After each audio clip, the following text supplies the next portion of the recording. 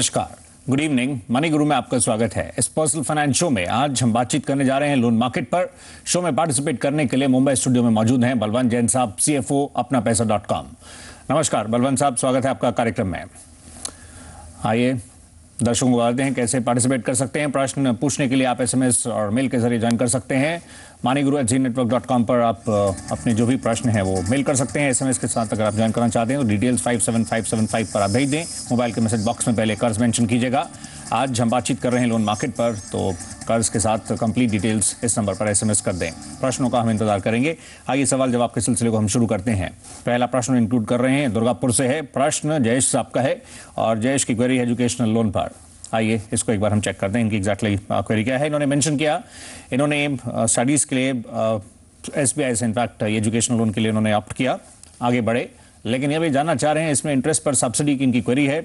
और इन्होंने specifically mention किया है कि जो इनकी पेरेंटल इनकम है, जिस आधार पर ये सब्सिडी इनफैक्ट दी जाती है, उसके कई और फैक्टर्स हैं। उसकी जो पेरेंटल इनकम है वो एनुअली 4.5 लाख से कम है और उस आधार पर जानना चाह रहे हैं क्या ये एलिजिबल हैं उस सब्सिडी के लिए।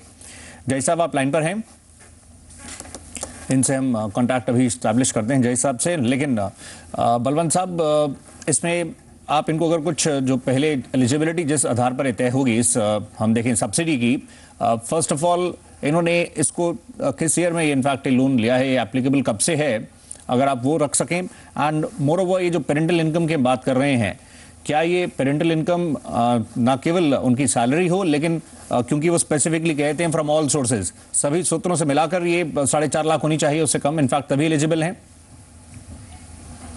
देखिए सौरभ जी, ऐसा है कि पहला भाग जो पेरेंटल इनकम का है वो सब पूरी फैमिली की इनकम, जो दोनों पेरेंट्स की और सब सोर्स से जो इनकम है वो अगर 4.5 लाख रुपए से ज़्यादा नहीं है तो ये इंटरेस्ट की सब्सिडी मिलती, जो एजुकेशन लोन पे जो इंटरेस्ट है उसकी सब्सिडी मिलती है। और ये जो इंटरेस्ट की सब्सिडी है वो मॉरेटोरियम पीरियड तक ही मिलती है। जो मॉरेटोरियम पीरियड है वो आपका जो एजुकेशन खत्म हो जाने के साल भर बाद में या नौकरी लगने के 6 महीने के बाद में, उसके बाद का जो इंटरेस्ट है वो आपको पेमेंट करना पड़ेगा। और जहाँ तक सवाल है कि कब कौन से वाले लोन तक मिलेगी, तो ये स्कीम 2009-2010 में चालू हुई है। तो जिन्होंने भी लोन का डिसबर्समेंट 1 अप्रैल 2009 के बाद में लिया है, या तो पूरा लोन बाद में लिया है या जो किस्त बाद में ली है, उसके संबंध में जितना भी इंटरेस्ट है उसके जो मॉरेटोरियम के पीरियड का जो इंटरेस्ट है उनका बेनिफिट मिलेगा। और जैसा मैंने बताया कि एक बार मॉरेटोरियम खत्म हो गया तो उनको खुद को ही ये इंटरेस्ट बेयर करना पड़ेगा और ये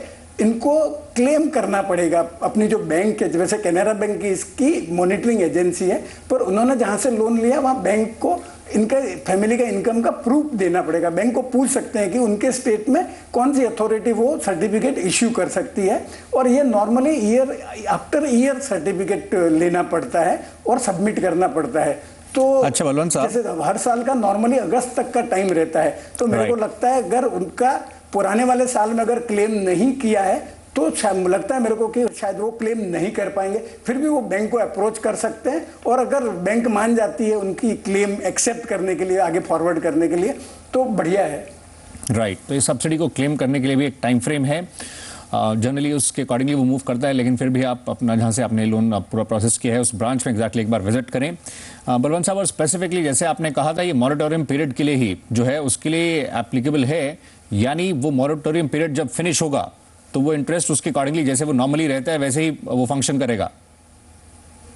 हाँ सही, जो वैसे क्या है, लोन की सर्विसिंग बाद में हो सकती है, पर जो इंटरेस्ट उस पीरियड का है वो इनको नहीं लगेगा, वो गवर्नमेंट बियर करेगी, परंतु जो मॉरेटोरियम पीरियड के बाद का जो इंटरेस्ट है वो इनको खुद को बियर करना पड़ेगा।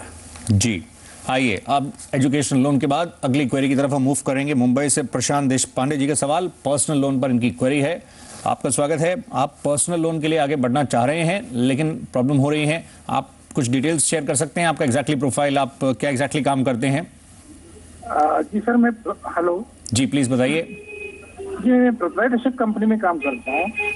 ओके, कितने समय से आप काम कर रहे हैं? हाँ जी, कितने समय से काम कर रहे हैं?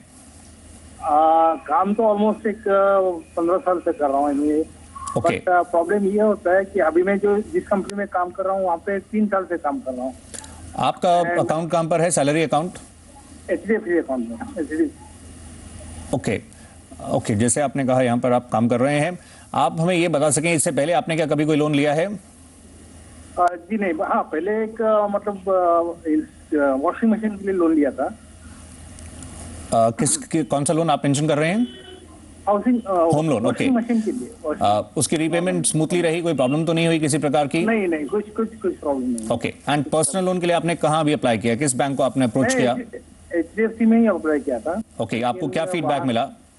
फीडबैक ये मिला, प्रोप्राइटरशिप कंपनी के लिए लोन नहीं मिलते हैं। बलवंत साहब, आप इनको समझा सकें, क्योंकि पर्सनल लोन को लेकर नॉर्म स्ट्रिंजेंट हैं, बैंक्स काफ़ी पहलुओं पर काफ़ी कुछ चेक करते हैं आगे बढ़ते समय, वो काफ़ी केयरफुल रहना चाहते हैं इस स्पेस में। बलवंत साहब, आप इनको कैसे समझाएंगे, ये स्पेसिफिकली पर्सनल लोन के लिए आगे बढ़ना चाह रहे हैं, कैसे आगे बढ़ें इस राह पर? देखिए सौरभ जी, ऐसा है कि पर्सनल लोन है वो बिना सिक्योरिटी के लोन होता है। बाकी जैसे लोन है, होम लोन, कार लोन वगैरह, उसमें बैंक के पास सिक्योरिटी रहती है। तो बैंक जरूर चाहेगा कि भाई जो बोरोअर है वो कोई ना कोई जगह पे स्टेबल है। जो पर्सनल लोन नॉर्मली जो लेंडर्स है वो जो लिस्टेड कंपनीज है या PSU है या जो बड़ी एक है, उनकी कैटेगरीज कर रखी है, ABC की कैटेगरी।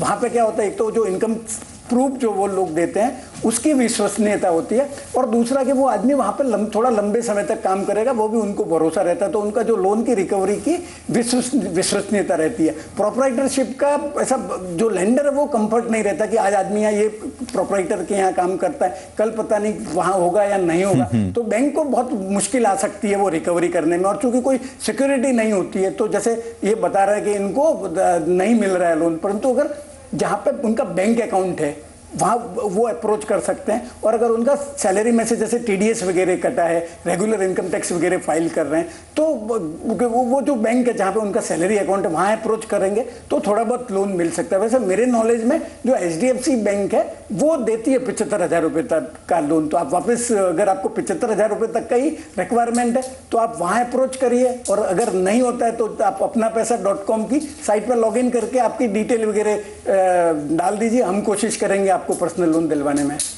जी बलवंत साहब, हम आपके पास लौट कर आएंगे। अभी एक खबर आ रही है, बड़ी खबर।